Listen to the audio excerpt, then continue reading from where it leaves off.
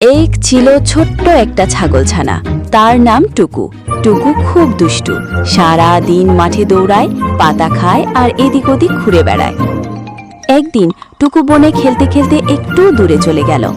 হঠাৎ সে দেখতে পেল একটা ছোট্ট খরগোশ গাছের নিচে কাঁদছে। টুকু কাছে গিয়ে বলল, তুমি কাঁদছো কেন? খরগোশটি বলল, আমি মায়ের সঙ্গে বের হয়েছিলাম, কিন্তু খেলতে খেলতে পথ হারিয়ে ফেলেছি। টুকু বলল, ভয় পেও না, আমি তোমাকে মায়ের কাছে পৌঁছে দেব। তারপর টুকু খরগোশটিকে পিঠে তুলে নিল।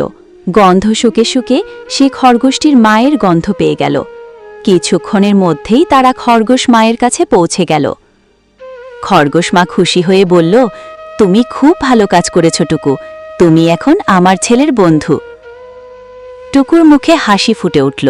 সে ভাবল, বন্ধু মানেই সাহায্য করা। সেদিন থেকে টুকু আর খরগোশটি রোজ একসঙ্গে খেলত।